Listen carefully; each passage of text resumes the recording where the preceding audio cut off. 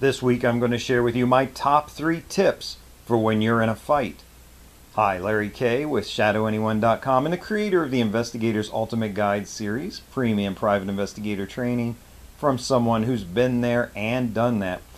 Specifically, I'm going to talk today to the good guys out there. This is not necessarily just for people on the street looking for self-defense or what to do when you get into a fight, or you might find some value to what you're going to learn here. Really, I'm talking to private investigators, process servers, security, loss prevention officers, even police officers. You find yourself on the street in a fight, and a lot of times for those of us who are kind of the good guys, the sheepdogs, it's not so much that we're in a fight. It's not even so much that we were attacked, although that does happen.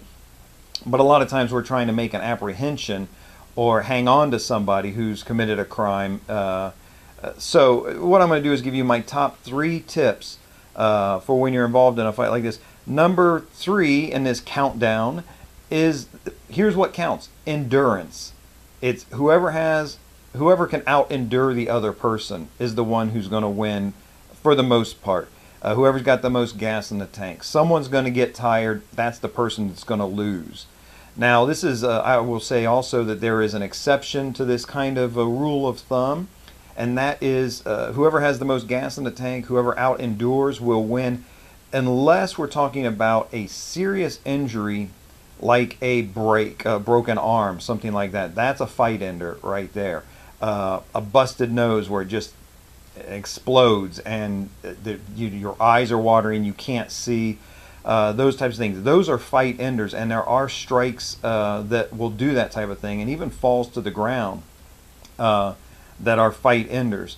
So, you know, but unless we're talking about one of these kind of serious debilitating injuries or breaks, it's who has the most gas in the tank. So knowing that. Now, here's a little behind the scenes tip for you if you're trying to make an apprehension. If you are on top of somebody, you're holding them down, you're trying to restrain them long enough for backup to get there, be that the police or someone else that works with you, you don't have to exert a lot of energy holding this person down necessarily. If they're just brute stronger than you, yes, they can just stand up with you on top of them, those types of things. But holding someone down, being on top of them, is a chance for you to rest. Use your body weight to restrain them and let them do the work. Now, don't let them rest while they're on the ground. This is the type of thing where you can kind of just reach your hand around and touch them like you're trying to grab their arm. You may not literally be trying to grab their arm. You may have resigned yourself at this point that you're just not going to be able to get that arm free. But moving there forces them to resist and twist and expend energy to try to prevent you from doing that. So literally, maybe even just, you know, touching the side of their face. Not any kind of blow, nothing dangerous, nothing that's going to injure them, but just touching the side of their face. Now they have to turn. They're going to struggle and resist. So by just kind of touching them, you can make them expend their energy while you rest and are waiting for backup. And when I say rest, please, right, you're not taking a nap there. You're keeping your eyes up, you're looking around, you're following the other rules that we have for these types of things. I can't teach you everything in a quickie little free online video, right? But I want you to know that's a way you can preserve your endurance and while you cause the other person to expend energy. So that's my number 3. Number 2 on my tips for fighting, and this falls into kind of that category of breaks and injuries and that. My number 2 thing is you can absorb a lot more random blunt force injuries than what you think you can. In other words, getting punched, kicked, hit, thrown to the ground, these types of things, these are just not fight enders. If you see fights in real life, you see them online, yes, you can go to, you can find knockouts, you know, one-punch knockouts on the street if you search that online. But the interesting thing is you have to search that way. You have to search for one-punch knockouts or knockouts on the street. Because if you just search for fights, if you just watch street fight videos, people who are actually in the real deal, not in the ring, not in a sport type event, you will see that those fights there are frequently a lot of blows that are exchanged, and it doesn't stop anything. It doesn't determine who wins or who loses. So you're able to take a lot of punches. Keep in mind, so is the bad guy. Now, a lot of times you're not going to need to, in an apprehension or an arrest type situation, not going to need to punch and kick at the person because you're more trying to restrain them. But just keep in mind, getting hit is not the end of the world. There are the freak accidents. There are the one-punch knockouts. There are the times when you go down, and it happens, every now and then. You'll see this in the news. Someone is in a fight outside of a bar. They hit the ground. The way their head hits the curb, and they die. Maybe not right then, maybe the next day. But it's so unusual that it does make the news. As opposed to the 100 other bar fights that happen that night in a town that don't make the news. So I want you to know my number 2 tip for you is you can absorb a lot more of this random blunt force trauma, these punches, and it's not going to be a fight ender. So don't necessarily be afraid of them. Be wise, be smart about it, but you don't have to be afraid of being hit. My number 1 tip for you if you're in a fight, this is number 1. Listen to me on this one. You have a move or moves that are your go-to moves, right? Especially if you do this with any regularity. I can grab the person here. Here's the way they're going to pull and react. These are your moves. In the real world, if you've practiced this, now if you haven't done this a lot in the street, if you've just learned some moves, even if you practice them in a dojo, mixed martial arts, whatever it is, I want you to know in the streets, in the real world, your move will not work. It will not work. You're going to say, oh, Larry, no, this works all the time. It's physiology. That's the way the human body is. It's leverage. It's math. This is the way it works. No. Pain compliance moves, pressure points, joint locks, your move will not work in the street. And here's why. It's just because there's a million different things that go on in the street than they do when you practice or when you learn the move. That's just the way it is. Pain compliance, everybody knows who's been there and done that. There are people who are too high, too drunk, whatever. There are people who are stone cold sober, but a joint lock or something, they'll take the break. A junkie who needs to score might let you break his arm, might let you hyperextend his elbow rather than comply.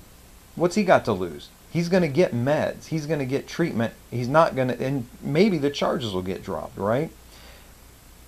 Your move will not work on the street. So that's a really easy thing for me to say and leave you at that, but I'm not going to leave you at that.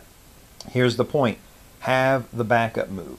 When it doesn't work, go and have that backup move.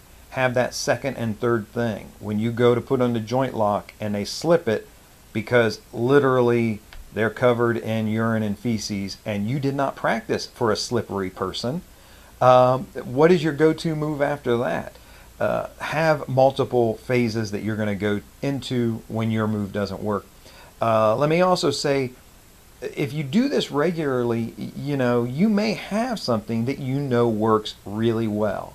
And I'm not talking to those guys and gals out there who do this so often and they know. I have the things that I do that are sometimes unconventional, but I've done them so often that I know they work for me. I know the way the person's going to move. Everybody does it. It's human reaction. Didn't plan to go into this much detail, but I'll give you a really good example of why this works. The next time you're in a restaurant or anywhere and ask somebody where the restroom is, notice this. They always look and point. They always, oh, it's over there. It's down. It's behind that half wall there. It's over by the DJ stand, whatever. When you ask someone where the restroom is, they always look towards it and point towards it. There is no exception to this. 1 in a million, right? When you work on the streets, when you have to make apprehensions, if you get in fights, you will eventually learn there are these things that when you grab here, everybody turns this way. When you reach out like this, when you say this, when you step like this, everybody moves in that certain way. Take advantage of that when you learn that in the real world. Then you'll have a move that you can count on a lot more. Let me give you a bonus tip here. I did have one more thing I wanted to share with you. Even more important than my number one tip, the bonus tip here. And I've talked about this briefly before. I just want to make sure you understand. If you are in a fight, you have to continue fighting even if you're injured. You have to continue to defend yourself and protect yourself. Now, for security, loss prevention, for process serving, for a lot of us who work in the private sector, a lot of times if they're getting the best of you, you can let go and they will run away. They are not really genuinely looking to hurt you. There are exceptions, of course. Been there, done that. So you have to make sure, even though they're getting the best of you, if you're getting injured, you can let them go. But if that's not enough, you have to continue to fight. For law enforcement, they have to win every fight. We cannot have their sidearm and their badge going loose on the street. It happens too frequently as it is. Law enforcement has to win. Even if they're injured, they have to continue fighting through that no matter what. And if you are watching this and it's just from a victim, you've been injured, somebody's attacking you, somebody's trying to take something from you, if it does go to where you're having to use violence or force and they just will not disengage from you, that they just will not decide you're more trouble than it's worth, they're going to continue to hurt you, then you have to fight through the injury as well. So certainly don't miss out on that very key point. Being injured does not stop the fight. You have to keep going. This is Larry K with ShadowAnyone.com. Remember, do the right thing, even if it's the hard thing.